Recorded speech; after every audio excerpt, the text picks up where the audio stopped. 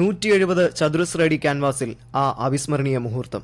2011 ലോകകപ്പ് വിജയിച്ച Indian team കാൽ നൂറ്റാണ്ടുകാലം ഇന്ത്യൻ ക്രിക്കറ്റിനെ ലോകത്തിന്റെ നെറുകയിലെത്തിച്ച സച്ചിൻ എന്ന വിസ്മയത്തെ തോളിലേറ്റി ഗ്രൗണ്ടിനെ വലം വയ്ക്കുന്ന ആ രംഗമാണ് ചിത്രകാരന്മാർ പുനരാവിഷ്കരിച്ചത്.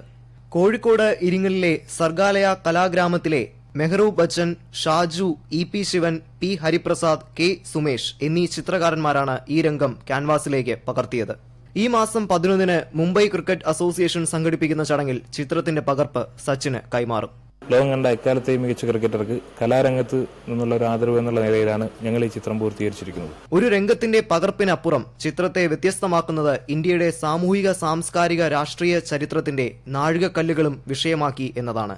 രാമായണത്തിലെയും മഹാഭാരതത്തിലെയും പ്രധാന രംഗങ്ങൾ, ദേവനാഗരി ലിപി, ഹാരപ്പൻ സംസ്കാരത്തിന്റെ ചിത്രങ്ങൾ തുടങ്ങി രാഷ്ട്രപിതാവും മദർ തെരേസയും വരെ ചിത്രത്തിൽ ഉൾപ്പെട്ടിട്ടുണ്ട്. ഇന്ത്യൻ ദേശീയത വിളിച്ചോതുന്ന ഓരോ സംഭവങ്ങളും പ്രതീകങ്ങളും സച്ചിനു ചുറ്റും വലം വയ്ക്കുന്ന പോലെയാണ് രചന.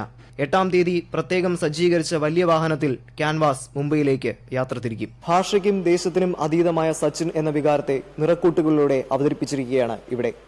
ക്രിക്കറ്റ് ദൈവത്തിന് മലയാള നാടിന്റെ യാത്രയയപ്പ് സമ്മാനം. Dileep V. Kumar, India vision, Kozhikode.